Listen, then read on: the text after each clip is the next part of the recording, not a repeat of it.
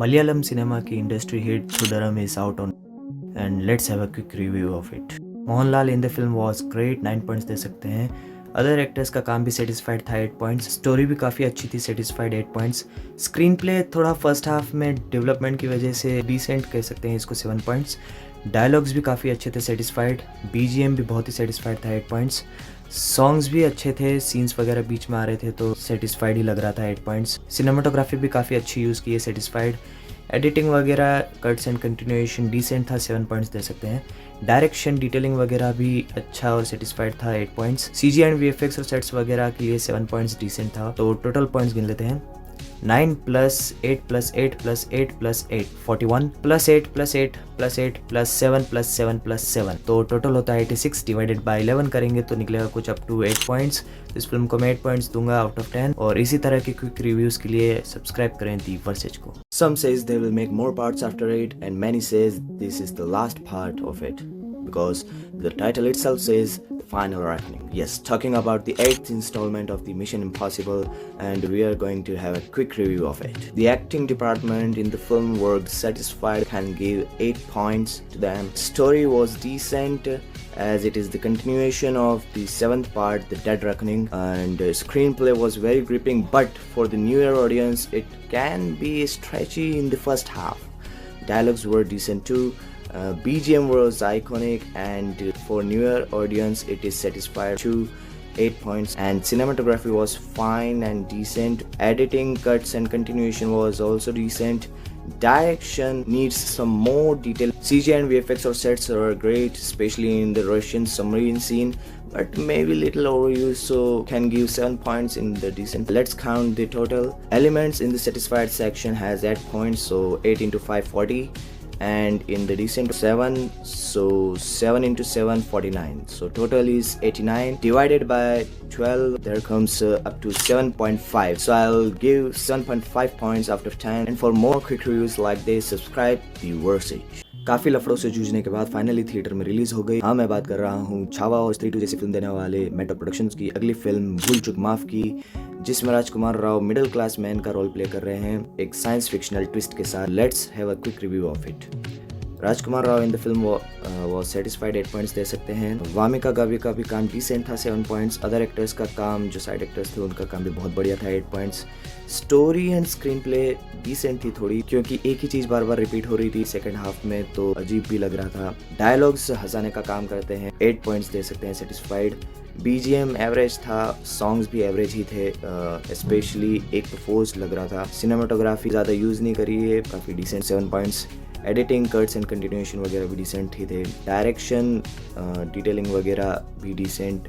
CGI and VFX और sets जो use किए हैं वो भी डिसेंट थे. सो टोटल गिन लेते हैं.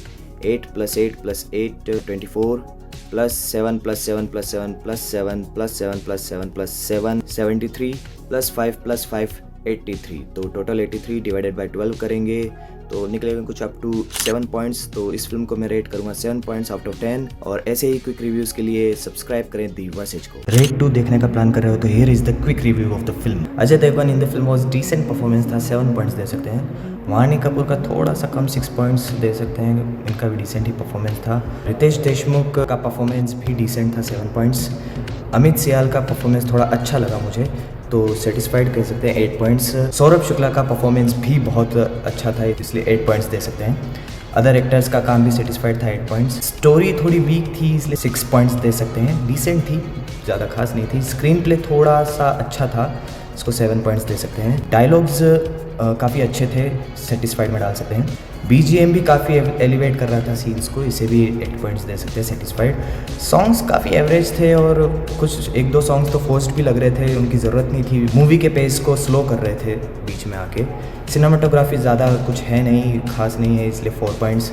एडिटिंग भी ठीक ठाक थी, 5 पॉइंट्स दे सकते हैं, एवरेज है.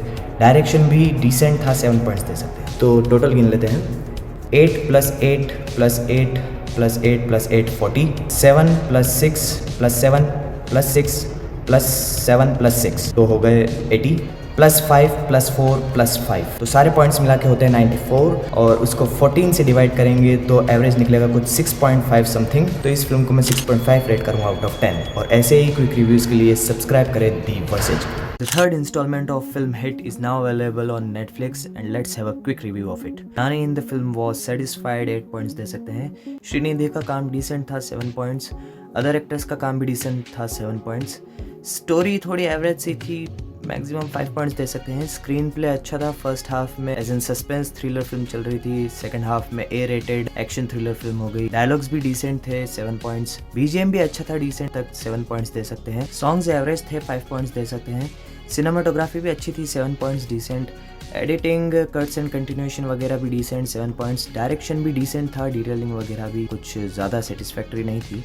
CGI एंड VFX को 6 पॉइंट्स देंगे. सेट्स वगैरह जो यूज़ किए, मतलब बिहार दिखाओगे तो क्या पूरा का पूरा रेगिस्तानी दिखा दोगे. तो टोटल गिन लेते हैं. 8 + 7 + 7 + 7 + 7 + 7 + 7 50 + 7 + 7 + 6 + 5 + 5 80.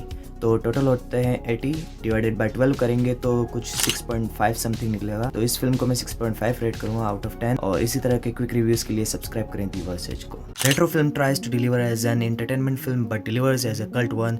So let's have a quick review of it to figure out what does it actually deliver. So Surya in the film was satisfied 9 points दे सकते हैं कि एक्टिंग काफ़ी अच्छी थी. Pooja Hegde in the film was decent, 6 points दे सकते हैं. अदर एक्टर्स का काम भी डिसेंट ही था, 7 पॉइंट्स. स्टोरी एवरेज थी, मतलब सिंघम अगेन ने अगर राम भगवान की स्टोरी ली तो इन्होंने कृष्ण भगवान की उठा ली. Average 4 points. स्क्रीन प्ले भी एवरेज ही था, 4 पॉइंट्स दे सकते हैं क्योंकि बहुत सी जगह पे स्ट्रेची था, बहुत सी जगह पे इंटरेस्टिंग भी था. लेकिन डायलॉग्स इसके डिसेंट थे, 6 पॉइंट्स दे सकते हैं. BGM भी अच्छा था, मिक्सड अप लग रहा था थोड़ा, लेकिन इसलिए डिसेंट 7 पॉइंट्स. सॉन्ग्स एवरेज थे, 5 पॉइंट्स.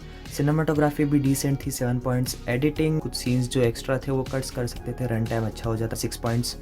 डायरेक्शन भी डिसेंट था, 7 points. CGI and VFX sets वगैरह भी अच्छे यूज़ किए हैं, 7 पॉइंट्स. तो टोटल गिन लेते हैं. 9 + 6 + 7 + 6 + 7 + 7 42 + 6 + 7 + 7 + 4 + 4 + 5. तो टोटल होते हैं 75 डिवाइडेड बाय 12 करेंगे तो एवरेज निकलेगा समथिंग 6 पॉइंट्स. तो इस फिल्म को मैं 6 पॉइंट्स दूंगा आउट ऑफ 10. और इसी तरह के क्विक रिव्यूज़ के लिए सब्सक्राइब करें दी वर्सेज को.